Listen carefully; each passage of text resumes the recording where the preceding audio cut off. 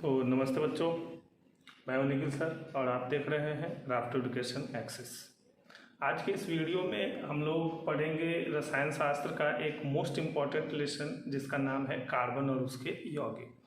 यह लेसन बहुत ही महत्वपूर्ण है, बहुत मुश्किल भी है और बहुत आसान भी है। तो अगर समझ गए तो ये लेसन बिल्कुल ही आसान होता है ना।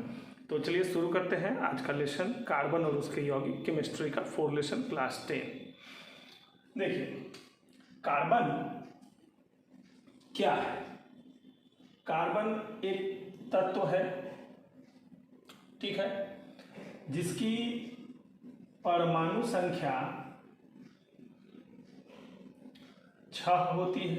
6 परमाणु संख्या 6, यानी कि इसमें इलेक्ट्रॉन की संख्या भी 6 और प्रोटॉन की संख्या भी 6।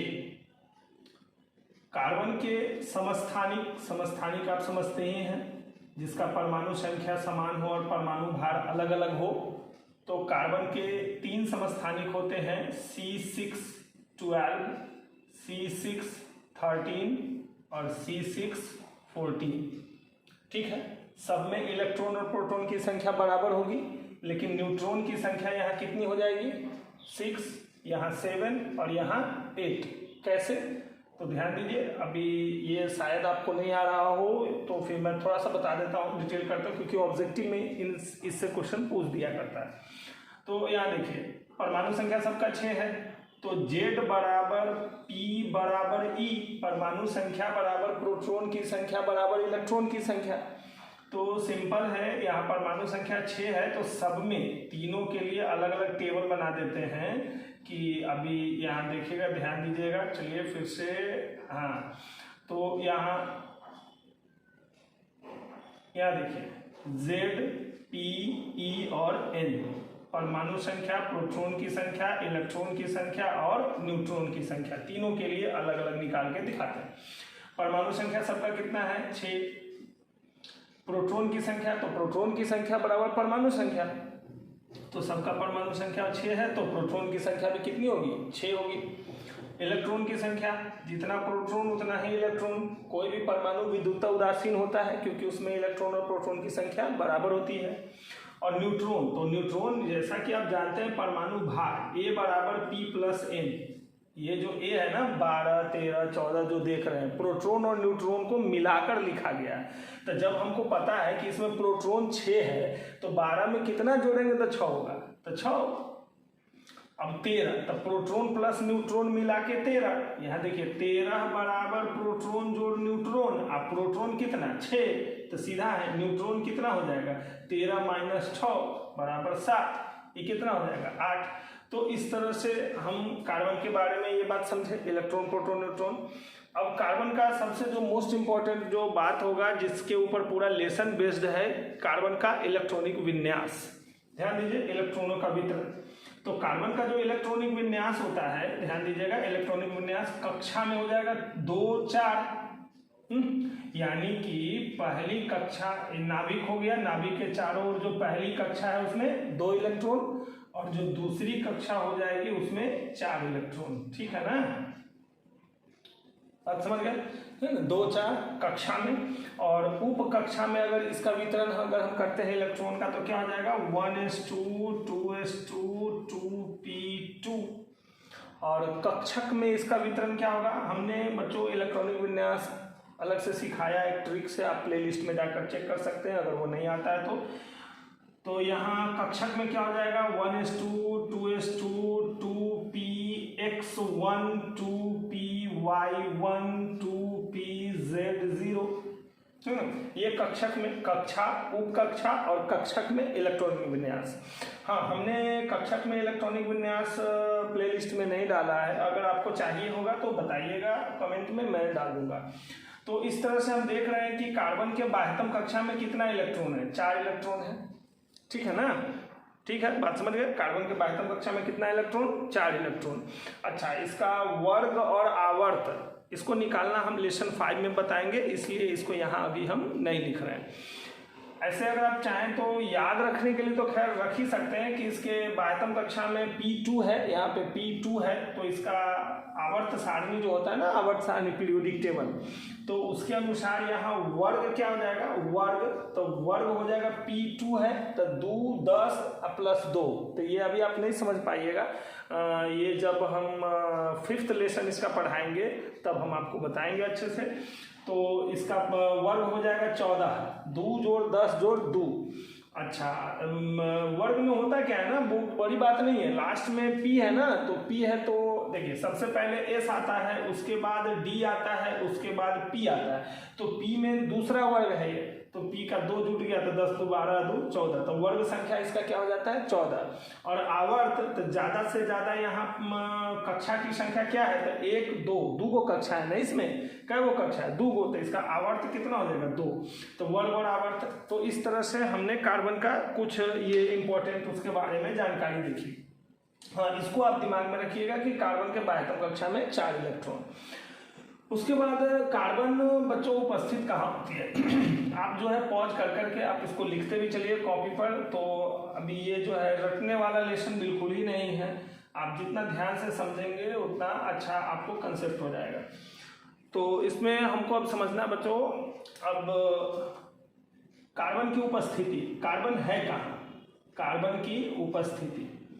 तो प्रकृति में कार्बन जो है, देखिए कार्बन शब्द बना कहाँ से, कार्बन शब्द की उत्पत्ति हुई है कार्बो, कार्बो नाम के शब्द से कार्बन की उत्पत्ति हुई, और कार्बो का अर्थ होता है काला, यानी कि दुनिया का कोई भी चीज जो काले रंग का है या जलाने पर जो काले रंग का हो जाता है तो उसमें कार्बन है। अब आप सोच लीजिए, कोई भी चीज़, लकड़ी, काठी, कागज, है ना, अभी जो भी खाना जो भी हम लोग खाते हैं, है ना, जो भी चावल दाल मसाला जो कुछ भी खाते हैं, चिकन मटन जो कुछ भी खाते हैं, सब में क्या है कार्बन है। तो कार्बन जो है, कार्बन शब्द की उत्पत्ति कार्बो से हुई है, और कार्बो का अर्थ होता है काला। तो दुनिया का कोई भी चीज़ जो जलाने पर काला हो जाता है या अगर वो काले रंग का है तो निश्चित रूप से उसमें कार्बन है। तो ऐसे भूपर्पटी में, जमीन में जो है खनिज के रूप में जो है कार्बन जो है 0.02% है भूपर्पटी में, भूपर्पटी में 0.02% हो गया। और वायुमंडल में कार्बन डाइऑक्साइड के रूप में जो है वायुमंडल में कितना है ये 0.03%, ठीक है ना, ग्रीन हाउस गैस की तरह ये काम करता है। तो ये सब हम लोग अलग से डिटेल में पढ़ेंगे, लेकिन हाँ यहाँ आपको इतना जो है दिमाग में रखना है। अब हमको समझना है कि कार्बन जो है, दुनिया में कार्बन के यौगिक, आखिर देखिए केमिस्ट्री में हमने इसके बारे में बताया कि केमिस्ट्री जो है उसको 3 भागों में बांटा गया, भौतिक रसायन, अकार्बनिक रसायन और कार्बनिक रसायन। कार्बनिक रसायन जो है हाइड्रोकार्बन और उसके व्युत्पन्न यौगिकों का अध्ययन है। अब ये क्या है हाइड्रोकार्बन और उसके व्युत्पन्न यौगिक, तो हम समझा रहे हैं, धीरे धीरे थोड़ा धैर्य रखिए। तो इसमें होता क्या है कि कार्बनिक रसायन जो है इसमें केवल कार्बन और उसके यौगिकों का अध्ययन किया जाता है। आखिर कार्बन के पास ऐसा क्या है कि उसको केमिस्ट्री का अलग एक ब्रांच दे दिया गया। तो बच्चों जानकर आपको आश्चर्य होगा कि दुनिया में जो तत्व हैं, कुल तत्वों की संख्या, ज्ञात तत्वों की संख्या 118 है, और यही तत्व जब आपस में मिलते हैं तो क्या बनाते हैं यौगिक, ठीक है ना। और दुनिया में जितने भी यौगिक हैं उसको 2 भागों में बांटा गया, एक जिसमें कार्बन नहीं है और दूसरा जिसमें कार्बन है। यानी कि 117 तत्व कार्बन को छोड़कर 117 तत्व मिलकर जितना यौगिक बनाता है, कार्बन अकेले उससे 9 गुना ज़्यादा यौगिक बनाता है, 9 टाइम्स मोर। जैसे अगर 117 तत्व मिलकर X यौगिक बनाते हैं तो अकेले कार्बन जो है ना 9x बनाता है, 9 गुना ज़्यादा, है ना। आपके एनसीईआरटी बुक के अनुसार जो है प्रकृति में ज्ञात कार्बन के यौगिकों की संख्या लगभग 3 मिलियन है, 1 मिलियन 10 लाख, 3 मिलियन यानी कि 30 लाख यौगिक अभी तक कार्बन का ज्ञात हो चुका है। तो आप समझ सकते हैं कि कितना बड़ा विशाल परिवार है कार्बन का। 117 एलिमेंट मिलकर जितना यौगिक नहीं बनाता है उससे 9 गुना ज़्यादा अकेले कार्बन बनाता है। इसलिए कार्बन के यौगिकों के अध्ययन के लिए अलग से उसको एक ब्रांच दे दिया गया जिसको कहा गया कार्बनिक रसायन। और अब इतना ही नहीं, कार्बनिक रसायन में ऐसा नहीं है कि सभी कार्बन के यौगिकों का अध्ययन किया जाता है, उसमें से भी कुछ तत्वों को कुछ यौगिकों को हटाकर अकार्बनिक रसायन में रख दिया गया, क्योंकि परिवार ही इतना बड़ा हो गया। तो अध्ययन में सुविधा हो इसके लिए क्या किया गया कि ये जो देख रहे हैं ना कार्बनिक रसायन, इसमें कार्बन के यौगिक नहीं पढ़ते हैं, इसमें हम केवल हाइड्रोकार्बन के बारे में पढ़ते हैं। हाइड्रोकार्बन नाम से यह स्पष्ट है, हाइड्रोजन और कार्बन के मिलने से बना हुआ यौगिक, जैसे कि CH4 मेथेन गैस, कीचड़ उचड़ वाला जगह पे नाली उली जो साफ होता है तो देखते हैं ना महकता रहता है, तो मेथेन गैस उसमें रहता है ना। उसके बाद अभी जैसे C4H10, अभी ब्यूटेन जिसको बोलते हैं ना, ब्यूटेन है ना, अभी LPG गैस सिलेंडर में जो रहता है, तो वो जो हो गया तो वो कार्बन और हाइड्रोजन के मिलने से बना हुआ है, तो ये हाइड्रोकार्बन हो गया। तो केवल इस हाइड्रोकार्बन और उसका डिराइवेटिव यानी कि उससे बनने वाले यौगिकों के बारे में पढ़ते हैं। तो हाइड्रोकार्बन का डिराइवेटिव थोड़ा सा धीरे धीरे, थोड़ा पेशेंस रखिए तब समझ में आएगा। ये लेसन कोई साधारण लेसन नहीं है, बहुत अच्छा लेसन है, बहुत इंटरेस्टिंग लेसन है, ध्यान से समझिए। अभी आप नहीं समझ पा रहे होगा कि क्या हो रहा है, अभी धीरे धीरे है ना आ जाएगा, थोड़ा 5-10 मिनट का समय लीजिए फिर आपको समझ में आएगा। हाइड्रोकार्बन से बनने वाला, जैसे ये CH4 है ना, इसी से एक यौगिक बनता है जिसका नाम है एथेनॉल CH3OH। अब वो इसी से बना है, तो इसको बोलेंगे हाइड्रोकार्बन का व्युत्पन्न। व्युत्पन्न मतलब उससे बनने वाला, डिराइवेटिव, हाइड्रोकार्बन से बनने वाला। तो कार्बनिक, अब कहिएगा कि क्या CO2 जो है कार्बनिक रसायन में नहीं पढ़ा जाएगा? बिल्कुल नहीं पढ़ा जाएगा। कार्बनिक रसायन में CO2 को नहीं पढ़ेंगे, कैल्शियम कार्बोनेट को नहीं पढ़ेंगे, कार्बन मोनोऑक्साइड को नहीं पढ़ेंगे, सोडियम बाइकार्बोनेट को नहीं पढ़ेंगे, कैल्शियम कार्बाइड को नहीं पढ़ेंगे। ये सब किस में डाल दिया गया? इसके साथ अकार्बनिक रसायन में इसको डाल दिया गया। क्यों?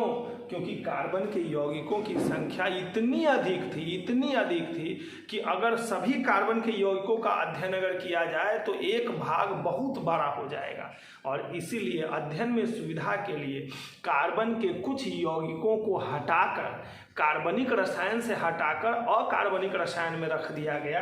कार्बन के ऑक्साइड, कार्बन के कार्बोनेट, कार्बन का बाइकार्बोनेट और कार्बन का कार्बाइड।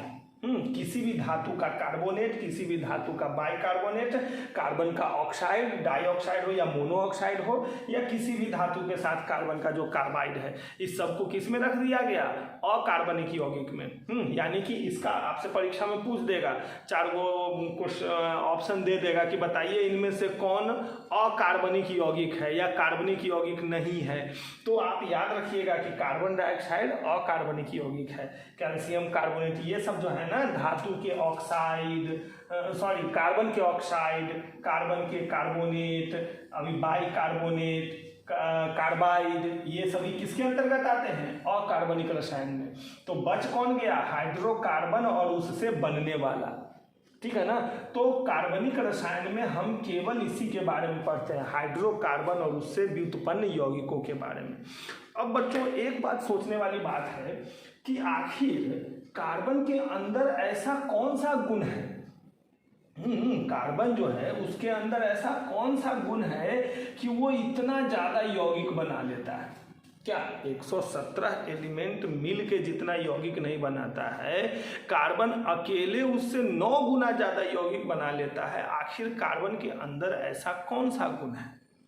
तो उसी प्रॉपर्टी को हम लोग पढ़ेंगे, बहुत इंपॉर्टेंट है, ध्यान से समझते चलिए, बहुत अच्छा लेसन है। तो ध्यान देते हैं, फिर से आते हैं हम कार्बन के इलेक्ट्रॉनिक विन्यास पर। तो कार्बन जो है इसका परमाणु संख्या 6 हो गया, इलेक्ट्रॉनिक विन्यास 2 4, इलेक्ट्रॉन की संख्या इसमें 6 हो जाएगी, प्रोटॉन की संख्या भी 6 हो जाएगी। हमने पहले से पढ़ रखा है कि कभी भी कोई भी तत्व अभिक्रिया क्यों करता है, तो कोई भी तत्व अभिक्रिया करता है अपने निकटतम अक्रिय गैस जैसी रचना प्राप्त करने के लिए, ठीक है ना। तो कार्बन के निकटतम यानी कि कार्बन के पीछे हीलियम है जो अक्रिय है, और कार्बन के आगे कौन है? नियॉन है 10 जो अक्रिय है। तो या तो कार्बन बनना चाहता है नियॉन के जैसा, और नहीं तो कार्बन बनना चाहता है हीलियम के जैसा। ठीक है ना। या तो हमने क्या पढ़ रखा है, इसी बात को लोग कई तरीके से बोल देते हैं कि हाँ कोई भी तत्व रासायनिक अभिक्रिया क्यों करता है, तो अपने बाह्यतम कक्षा में 8 इलेक्ट्रॉन पूरा करने के लिए अभिक्रिया करता है। तो इसको सही तरीके से ऐसे बोलते हैं कि कोई भी तत्व रासायनिक अभिक्रिया अपने निकटतम अक्रिय गैस जैसी रचना प्राप्त करने के लिए अभिक्रिया करता है। तो निकटतम अक्रिय गैस तो कार्बन के पीछे हीलियम हो गया और कार्बन के आगे नियॉन हो गया अक्रिय। तो या तो इसको इसके जैसा बनना, नहीं तो इसके जैसा बनना। ठीक है ना। तो अब दोनों में से किसी के जैसा बनने के लिए इसको क्या करना पड़ेगा, तो कार्बन जो है इसके अंत में देखिए, ध्यान देना है, इसी पे फोकस कीजिए कि कार्बन के अंत में 4 इलेक्ट्रॉन है। अगर ये नियॉन के जैसा बनना चाहता है तो इसके लिए इसको 4 इलेक्ट्रॉन लेना पड़ेगा। ठीक है ना। कार्बन के पास, चलिए इसको हम मिटाते हैं और फिर ध्यान देते चलिए आप कि कार्बन क्या करता है, इलेक्ट्रॉन लेता है या देता है। तो कार्बन जो है 6 2 4, अब इलेक्ट्रॉन इसके पास 6 है, प्रोटॉन 6 है। इसको नियॉन के जैसा बनने के लिए 4 इलेक्ट्रॉन चाहिए। ठीक है। अब अगर इसको 4 इलेक्ट्रॉन कोई दे देता है तो इलेक्ट्रॉन को पकड़ के कौन रखता है? इलेक्ट्रॉन किसी परमाणु के नाभिक के चारों ओर जो इलेक्ट्रॉन चक्कर काटते रहता है तो उसको अट्रैक्ट करके अपनी ओर आकर्षित करके कौन रखता है? तो अपनी ओर आकर्षित करके रखता है प्रोटॉन। अब देखिए 6 प्रोटॉन और 10 इलेक्ट्रॉन आकर्षित नहीं कर पाएगा, इसलिए कार्बन 4 इलेक्ट्रॉन ले नहीं पाता है। ठीक है ना भाई। पेट में जितना जगह रहेगा उतने ना खाइएगा, खाना कितना स्वादिष्ट रहेगा, तो पेट छोटा है तो तन उतने ना खाएंगे, कितनों कोचेंगे तो एक ड्राम थोड़ी कोच लेंगे। बात समझेंगे नहीं। तो कार्बन जो है ये 4 इलेक्ट्रॉन ले नहीं पाता है क्योंकि 6 प्रोटॉन 4 इलेक्ट्रॉन को, 6 प्रोटॉन 10 इलेक्ट्रॉन को, क्योंकि 6 इसके पास पहले से है और 4 को लेगा तो 10 हो जाएगा, तो 10 इलेक्ट्रॉन को ये आकर्षित करके नहीं रख पाता है। अब कंडीशन यानी कि ये नियॉन के जैसा नहीं बन पाएगा। ठीक है ना। अब देखते हैं हीलियम के जैसा। तो अब कार्बन 4 इलेक्ट्रॉन का त्याग भी नहीं कर पाता है। क्यों नहीं कर पाता? ध्यान दीजिए, हीलियम के जैसा बनने के लिए इसको क्या करना पड़ेगा? 4 को देना पड़ेगा, तो नहीं दे पाता है। क्यों नहीं दे पाता? तो देखिए ध्यान दीजिए क्यों नहीं दे पाता। अब जैसे देखिए यहाँ इसके बाह्यतम कक्षा में इस तरह से 2 और 4 हो गया ना, इस तरह से 6 इलेक्ट्रॉन। अब इसके नाभिक में कितना है? 6 प्रोटॉन है, 6 को पॉजिटिव चार्ज है। ठीक है ना। अब जी आपने 1 इलेक्ट्रॉन लूज कर देगा तो अब इसके पास इलेक्ट्रॉन कितना बचेगा? 1 इलेक्ट्रॉन इससे निकल गया। हीलियम के जैसा बनने के लिए इसको 4 इलेक्ट्रॉन देना पड़ेगा। तो 1 इलेक्ट्रॉन जब ये देगा तो इलेक्ट्रॉन बच जाएगा 5 गो, प्रोटॉन तो रह जाएगा 6 गो। तो आकर्षण बल क्या हो जाएगा? बढ़ जाएगा। ठीक है ना। पहले दोनों हाथ में दो गो सूटकेस पकड़ा दिया कि अब दोनों लेके चलो, या दोनों को देखते रहो, या 10 गो सूटकेस दे दिया, 2 गो आदमी, 1 गो आदमी यहाँ बैठ के देख रहे हैं, तो उस समय ज़्यादा देख पाइएगा कि हाँ 9 गो 8 गो सूटकेस हो जाएगा, तब ज़्यादा बढ़िया से देख पाएंगे। तो ज़्यादा बढ़िया से जब सूटकेस की संख्या कम हो जाएगी तो उस पर नज़र ज़्यादा पड़ेगा, उसको कस के पकड़ सकते हैं। यहाँ इलेक्ट्रॉन जो है, इलेक्ट्रॉन की संख्या कम हो जाएगी, आकर्षण बल बढ़ जाएगा। तो इससे फिर अगला इलेक्ट्रॉन निकालने के लिए और ज़्यादा ताकत का जरूरत होगा, यानी कि 1 इलेक्ट्रॉन और जब निकालेंगे ना तो उसके लिए और ज़्यादा ताकत का जरूरत होगा, क्योंकि प्रोटॉन अपने इलेक्ट्रॉन को खींचे हुए रहेगा, नहीं छोड़ता रहेगा जल्दी। तो उसके लिए और ज़्यादा ताकत का जरूरत होगा। प्रोटॉन अभी भी 6 गो, इलेक्ट्रॉन 4 गो। धीरे धीरे जब तीसरा इलेक्ट्रॉन जब निकलेगा, यानी कि इलेक्ट्रॉन अब इसमें हो जाएगा 3 गो, प्रोटॉन हो जाएगा 6 गो, तब आकर्षण बल इतना ज़्यादा हो जाएगा कि इससे ज़्यादा इलेक्ट्रॉन खींचा ही नहीं जा सकता। प्रोटॉन अपने प्रोटॉन जब बच जाएगा 6 गो, है ना, इलेक्ट्रॉन बच जाएगा 3 गो, तो आकर्षण बल इतना अधिक हो जाएगा कि आप उससे एक और इलेक्ट्रॉन रिमूव कर ही नहीं सकते। इसीलिए कार्बन के साथ बेचारे का साथ कंडीशन हो गया कि न तो वो 4 इलेक्ट्रॉन दे पाता है और न तो 4 इलेक्ट्रॉन ले पाता है। तो ऐसी स्थिति में ये फिर अभिक्रिया कैसे कर पाता है? क्योंकि इसको अक्रिय तो बनना है, अभिक्रिया कैसे करता है? तो हमने पढ़ा था 3rd लेसन में आयनिक यौगिक के बारे में। जिन बच्चों ने नहीं पढ़ा है वो आप वीडियो अपलोड किया हुआ है, बहुत डिटेल में हमने पढ़ाया है उसको, तो आप वहाँ जाकर उसको देखें, आयनिक बंधन। आज हम लोग इस वीडियो में पढ़ेंगे सहसंयोजी बंधन। तो कार्बन जो है सहसंयोजी बंधन बनाता है, यानी कि वो न तो इलेक्ट्रॉन देता है न तो इलेक्ट्रॉन लेता है, वो साझा कर लेता है। कहने का मतलब समझिए, मान लेते हैं कि ये 10 रुपये का सामान है, ठीक है ना। अब मेरे पास 5 रुपया है, खरीदना है, तो हम कोई एक पार्टनर को तलाश किए कि भाई तुम भी अपना 5 रुपया लगाओ, हम दोनों मिलके इसको 10 रुपये में खरीद लेते हैं, हम दोनों का इस पर बराबर का हक हो जाएगा।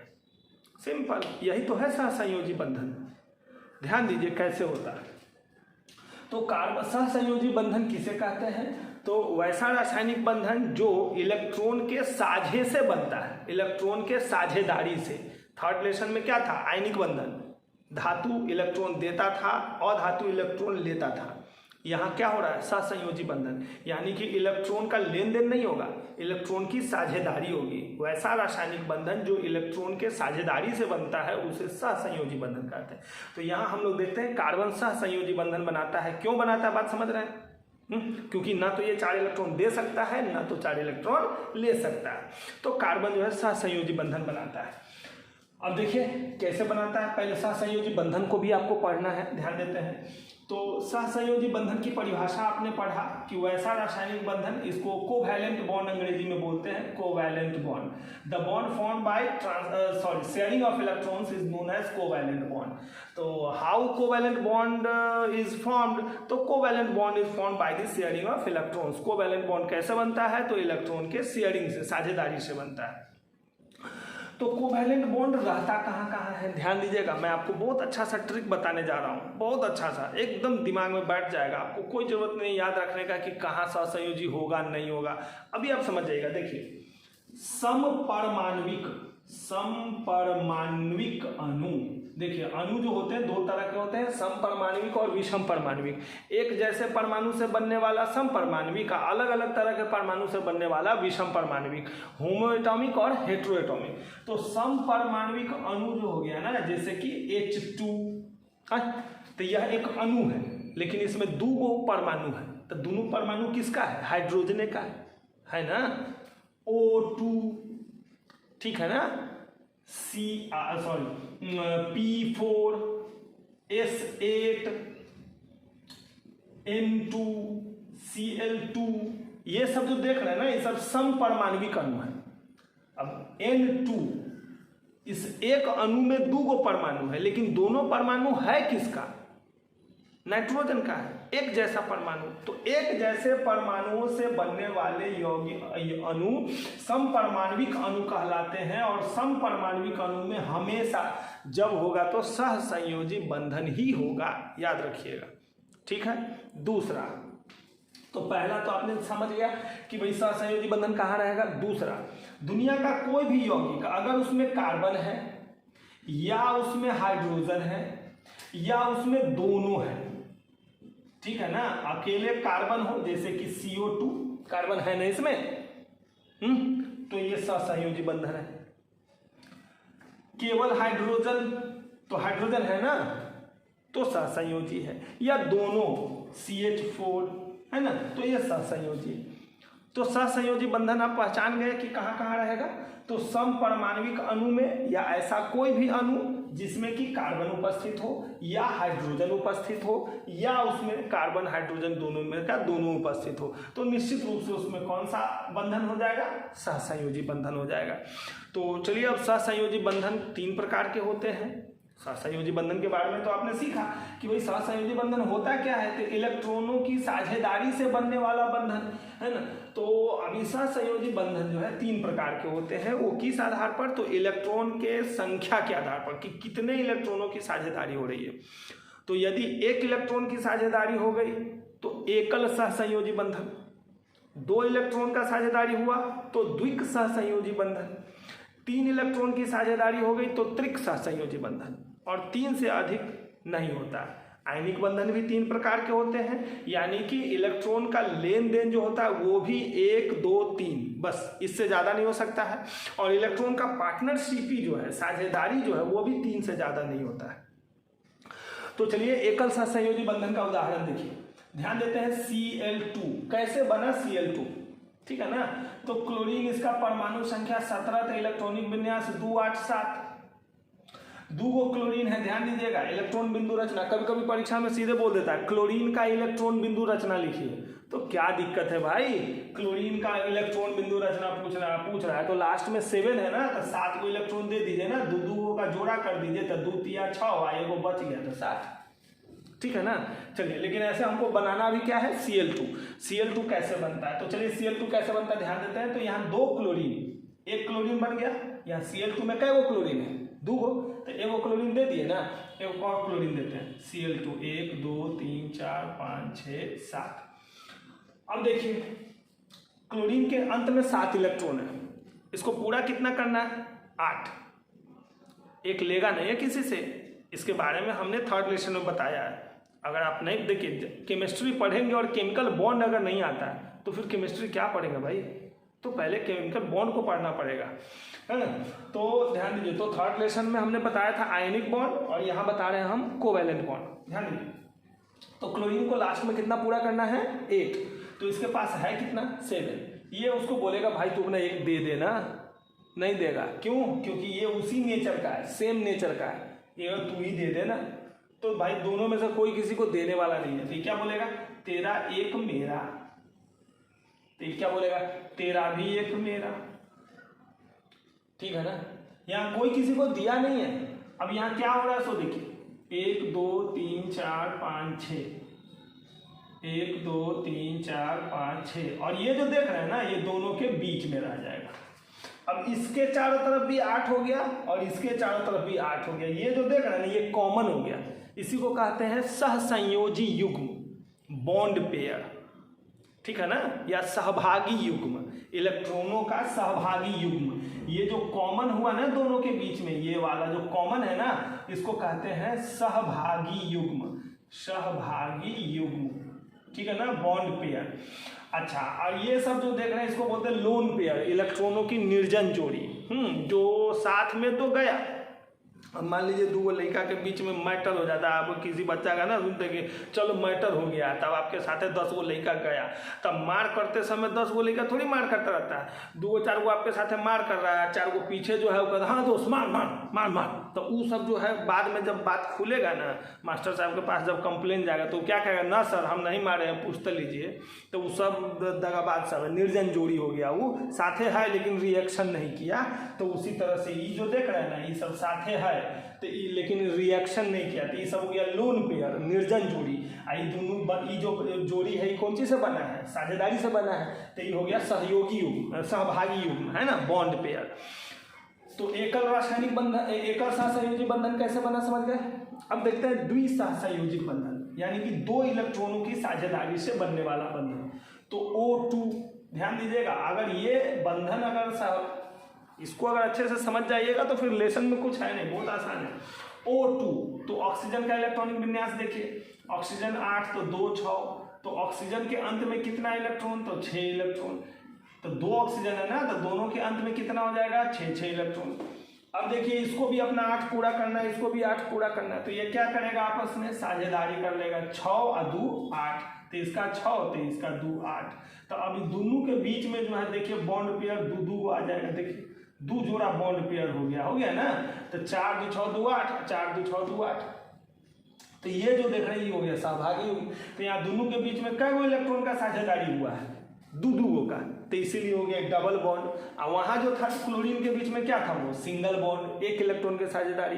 अब हाइड्रोजने है तो H2 क्यों होता है, क्योंकि 2 हाइड्रोजन मिलकर हीलियम जैसा बन जाता है। ध्यान दीजिए डबल हो गया ना, डबल कोवैलेंट बॉन्ड, समझ गए। अब देखिए ट्रिपल कोवैलेंट बॉन्ड, यानी कि त्रिक सहसंयोजी बंधन कैसे बनता है। ध्यान दीजिए इसके ऊपर बहुत अच्छे से प्रैक्टिस कीजिएगा। N2 तो नाइट्रोजन है, इसका इलेक्ट्रॉनिक विन्यास 7 2 5, ठीक है ना। तो यहाँ क्या हो जाएगा, तो अभी 1 2 3 4 5, चलिए तो इसको 8 पूरा करना है ना, हाँ, तो 5 में कितना जोड़ेंगे तो 8 होगा, 3, तो सिंपल है 1 2 3। अब दूसरा जो नाइट्रोजन है इसके पास भी कितना चाहिए, 3 हो गया। अब 5 और 3 8, इसका पूरा हो गया, और 5 और 3 8। इस तरह से नाइट्रोजन के बीच में आपस में कौन सा बॉन्ड हो गया, triple bond, triple covalent bond. तो there are 3 types of covalent bond, single covalent bond, double covalent bond and triple covalent bond. तो ये तो हमने आपको बॉन्ड समझाया कहाँ, होमो एटॉमिक मॉलिक्यूल में, लेकिन हमारा मेन लेसन है क्या, कार्बन और उसके यौगिक। तो अब हमको समझना है कि कार्बन सहसंयोजी बंधन कैसे बनाता है, ध्यान देते हैं। तो कार्बन जो है हमेशा आपको टेट्रा वैलेंसी शो करता है। कार्बन के बारे में एक जो महत्वपूर्ण बात आपने सीखा कि ये क्या करेगा, सहसंयोजी बंधन बनाएगा। कौन सा बंधन, सहसंयोजी बंधन। क्यों बनाएगा, क्योंकि ना तो ये इलेक्ट्रॉन दे सकता है ना तो इलेक्ट्रॉन ले सकता है, इसीलिए साझेदारी करता है। हाँ, अब एक बात यहाँ सोचने की बात है कि यह कितने इलेक्ट्रॉनों की साझेदारी करेगा, तो 4 इलेक्ट्रॉनों की। क्यों, क्योंकि इसके बाह्यतम कक्षा में है कितना इलेक्ट्रॉन, 4 इलेक्ट्रॉन, तो इसको और कितना चाहिए, 4। तो सिंपल है कि कार्बन जो है कि कार्बन की संयोजकता कितनी हो जाएगी, 4।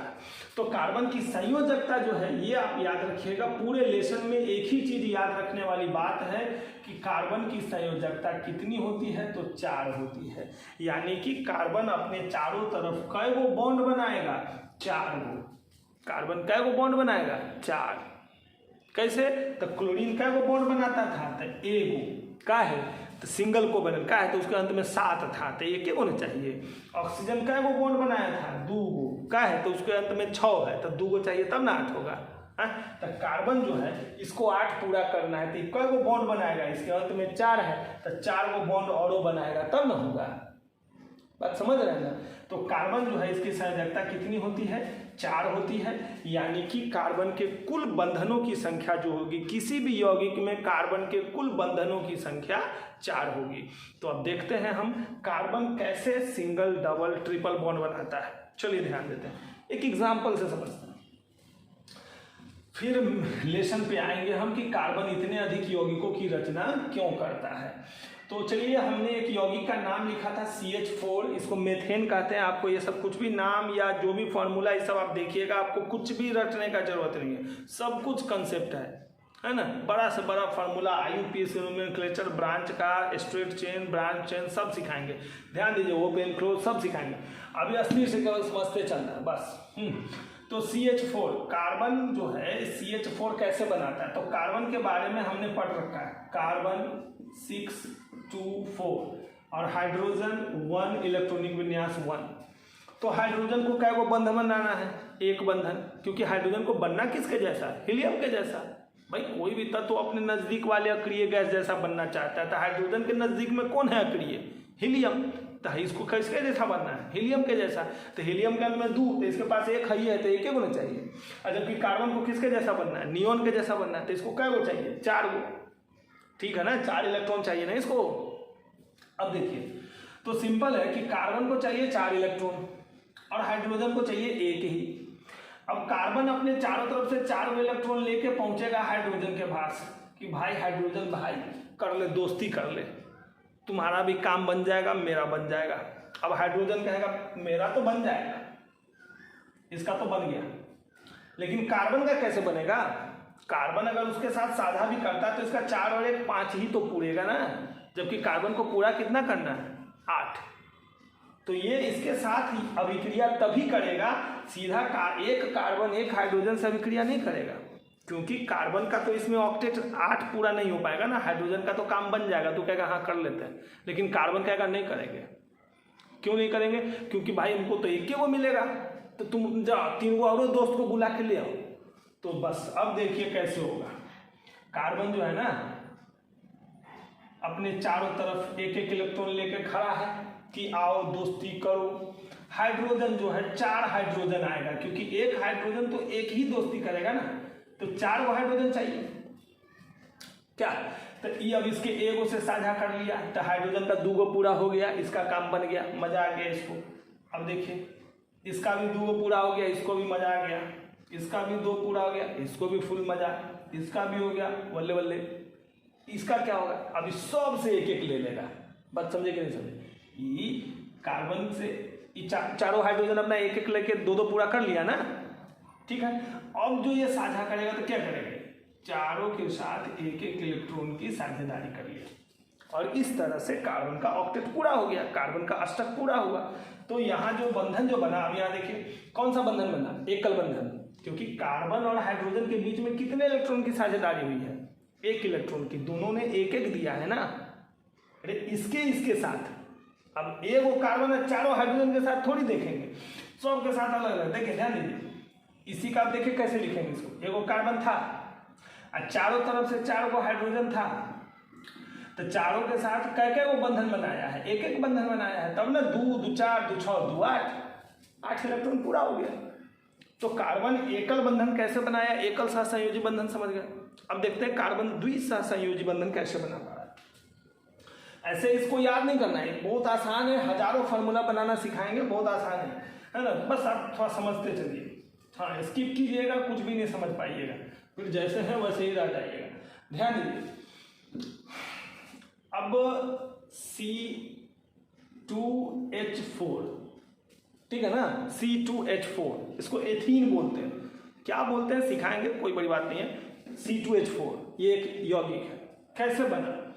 अब यहाँ कार्बन जो है ना, कार्बन 2 गो है, अब कार्बन को क्या गो, हाइड्रोजन क्या गो है, 4 गो, तो चलिए 2 गो हाइड्रोजन इसके पास है, 2 गो हाइड्रोजन इसके पास, ठीक है। अब कार्बन को क्या गो बंधन पूरा करना है, 4, तो 4 गो इसको भी पूरा करना है, 4 गो इसको भी पूरा करना है, लेकिन हाइड्रोजन को क्या गो पूरा करना है, एक गो ना। तो ई अपना एगो इलेक्ट्रॉन लेके गया, ई हाइड्रोजन भी अपना एगो लेके पहुंचा, ई हाइड्रोजन भी एगो लेके पहुंचा, ई हाइड्रोजन भी एगो लेके पहुंचा। और कार्बन के पास कार्बन कै गो लेके बैठा हुआ है, 4 गो, तो इसके 4 गो में से एक गो से साझा करेगा ना, एगो से ही साझा करेगा, तो इसका कै गो बच गया, 2 गो। अरे 4 गो इलेक्ट्रॉन इस कार्बन के पास है ना साझा करने के लिए, तो 2 गो दोनों के साथ साझा कर लिया, तो बच कै गो गया, 2 गो। इस कार्बन का दोनों एक को साझा कर लिया, तो इसका कै गो बच गया, 2 गो।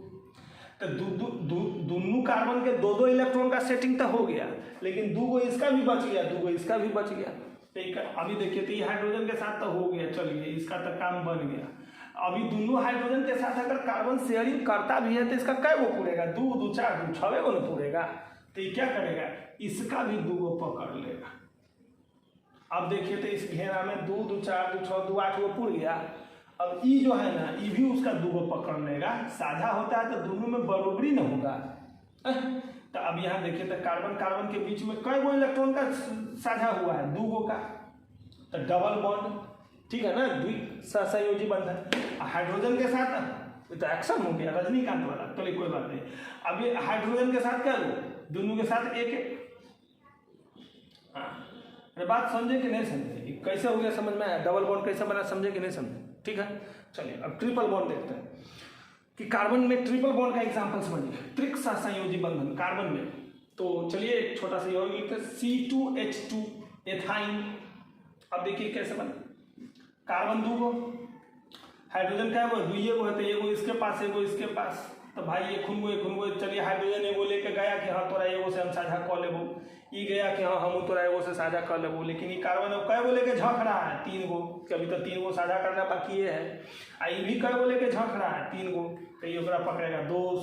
अब पहले तो चलिए हाइड्रोजन का पूरा कर देते हैं, हाइड्रोजन का तो पूरा हो गया। अभी जो है इसको पकड़ेगा, तो 3 3 6 और 2 8, देखिए 3 3 6 और 2 8 पूरा हो गया ना।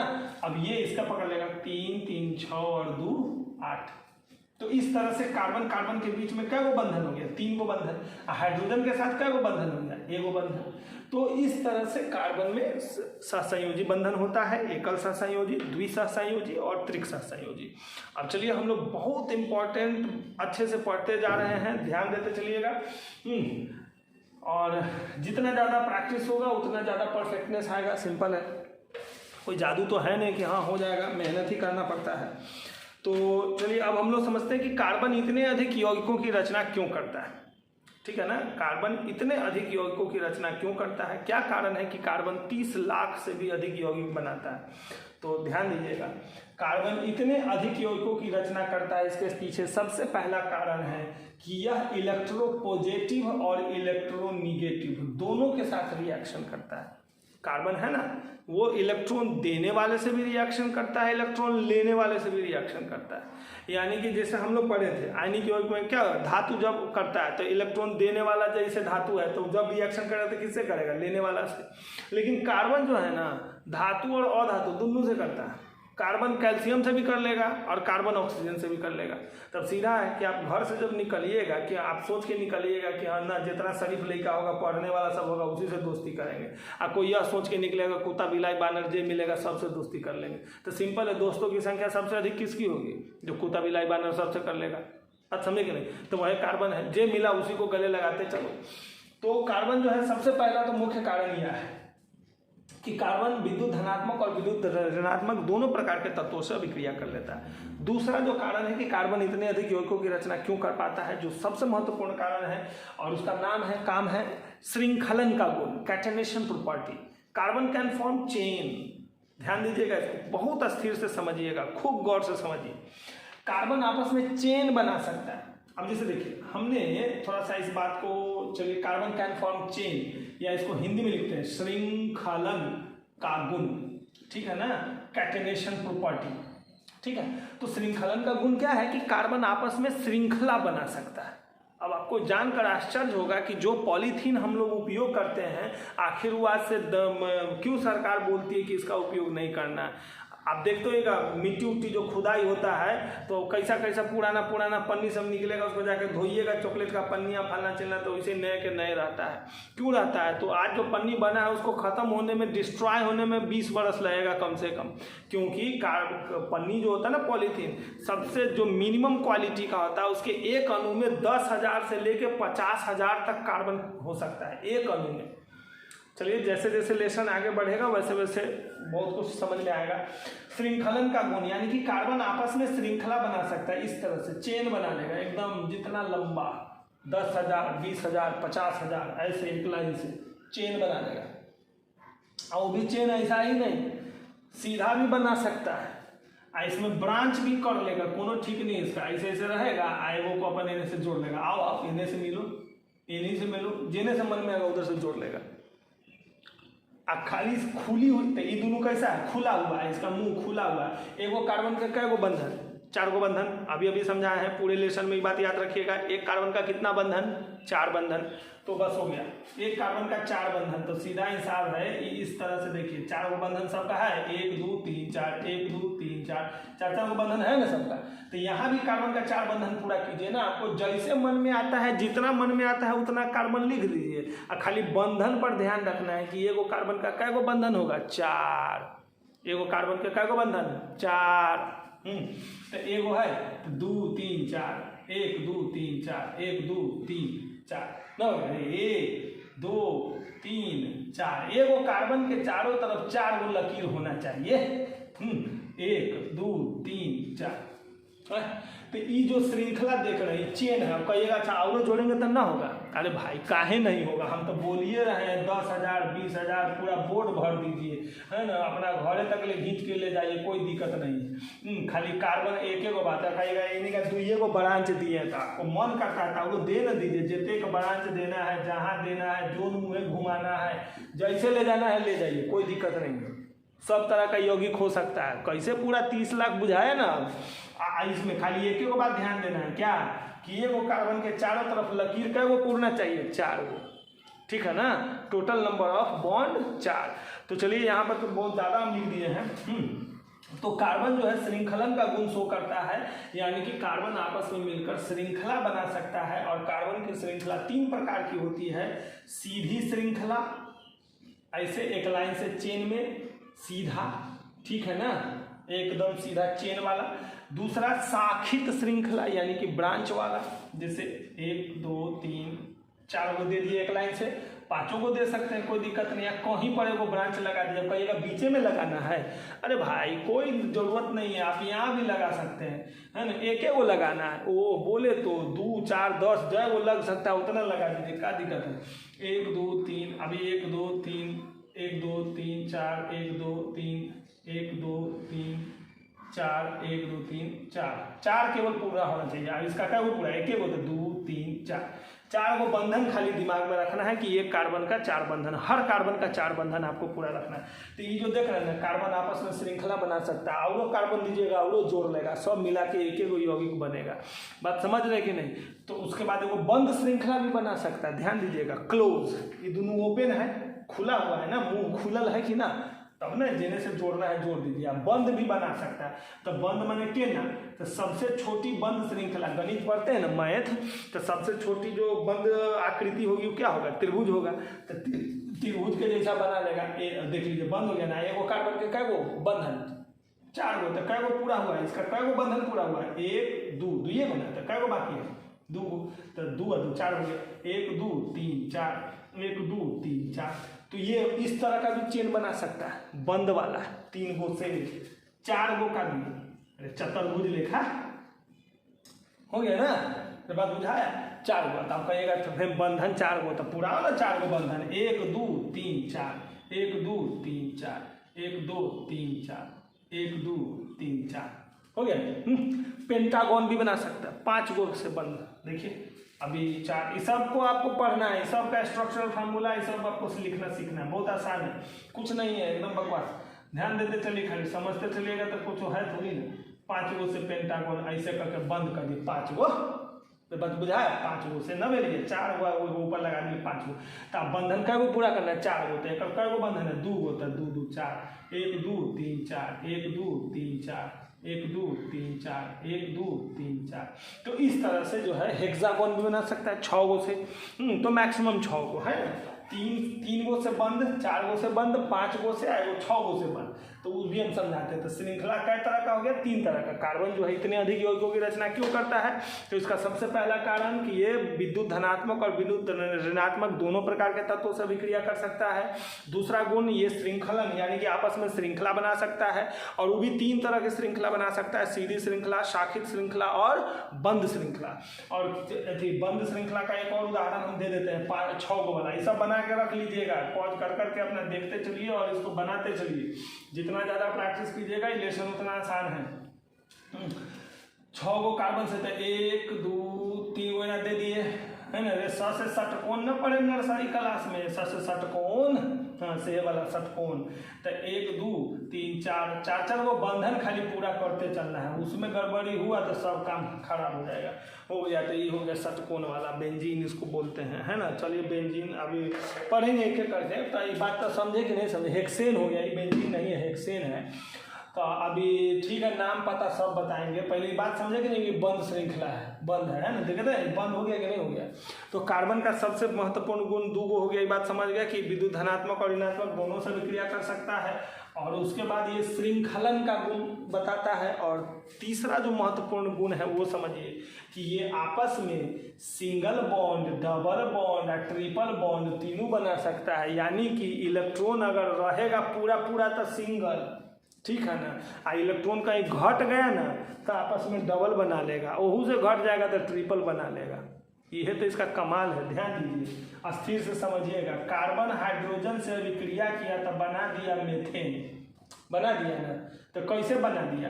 तो कार्बन एक हुआ, इसके चारों तरफ 4 गो हाइड्रोजन। ये चीज अब ये हम आपको समझाए हैं, तब ना मीथेन बना। अब इस मीथेन को हम कार्बन दे दिए, ध्यान दीजिएगा, असल क्लाइमेक्स आ रहा है, अस्थिर से समझिए। ये जो देख रहे हैं ना CH4 बना है ना, खूब ध्यान से देखिए ना, तो बुझेबे नहीं करेगा कि बस कखनी चल गई काजोल शाहरुख खान बिया हो गया। मतलब ध्यान से समझिएगा एकदम अस्थिर से। कार्बन यहाँ मिला है, अब मीथेन को कार्बन दे रहा है, तो यहाँ तो 8 गो पूरा है ना, और उसमें इसको घुसिया रहा है। तो क्या करेगा मालूम है? ये कार्बन उसको अपना में जोड़ लेगा, तो ये जोड़ लिया, अपना में जोड़ लिया। तो पहले एगो से जोड़ा, एगो जोड़ लिया, तो कै गो कार्बन है, हाइड्रोजन कै गो? 4 गो है। तो 2 गो हाइड्रोजन ये अपनो ध लेगा और 2 गो हाइड्रोजन एकरो दे देगा। और तैयो जो है इसका कै गो बच गया? एगो इसका भी बच गया, एगो इसका भी बच गया। बंधन कै गो पूरा करना है? 4 गो ना। तो 1 2 3 1 2 3, तो एक उनको बच गया ना, तो बस हो गया। यही में ये एडजस्ट कर लिया कि नहीं कर लिया? इसको एगो और कार्बन धरा दीजिए, अभी नया यौगिक बन गया, ये नया यौगिक है। अरे H2O एकरा हाइड्रोजन दे देंगे तो फिर अभिक्रिया करेगा? नहीं करेगा। लेकिन इसमें ऐसा है, जितना कार्बन देंगे ना सब जोड़ लेगा ये, जो देंगे से भस्मासुर है। बात बुझे कि नहीं? ध्यान दीजिए।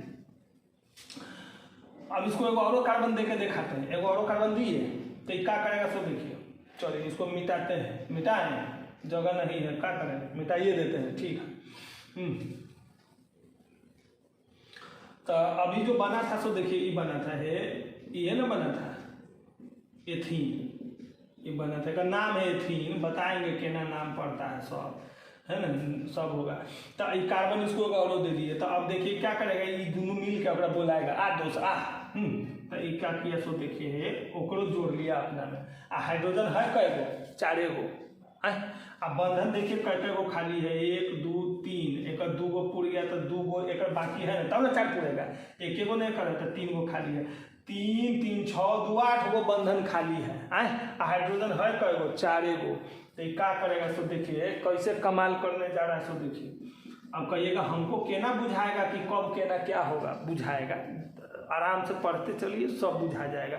3-4 पार्ट में वीडियो बनाएंगे, ना तो कहिएगा तो जैसा कमेंट कीजिएगा कि हम बड़ा वीडियो बना दीजिए, छोटा वीडियो बनाइए, उसी हिसाब से बना देंगे।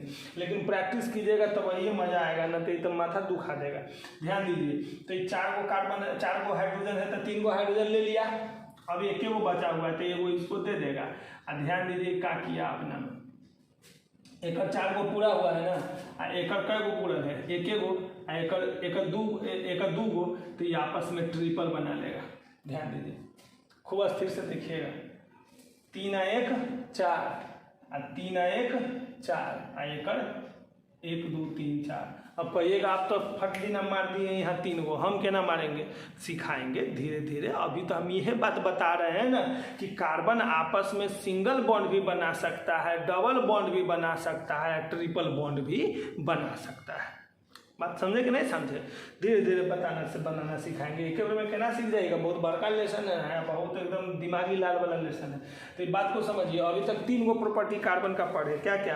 कि कार्बन इलेक्ट्रोपॉजिटिव और इलेक्ट्रोनिगेटिव दोनों से रिएक्शन करता है। दूसरा, कार्बन जो है श्रृंखलन का गुण बताता है, यानी कि श्रृंखला बनाता है। और तीसरा, कार्बन के परमाणु आपस में मिलकर सिंगल बॉन्ड, डबल बॉन्ड और ट्रिपल बॉन्ड तीनों बना सकते हैं। और इसी के आधार पर जो है सिंगल बॉन्ड वाला हो गया तो एल्केन, डबल बॉन्ड वाला एल्कीन, ट्रिपल बॉन्ड वाला एल्काइन। चलिए चलेगा अभी धीरे धीरे, है ना। पहले इतना बात तो समझ गए, आगे बढ़ते हैं। इतने बात नहीं है कि कार्बन इतना ज़्यादा यौगिक बना लेता है, इसके अलावे भी कुछ बात है। कुछ बात क्या है, सब ध्यान से सुनिए। इसके अलावे वो बात है कि कार्बन जो है ना समावयवता प्रदर्शित करता है। समावयवता, समअवयवता, आइसोमेराइजेशन। ध्यान दीजिएगा। H2O एक मतलब पानी, लेकिन C4H10 एक मतलब खाली ब्यूटेने नहीं है।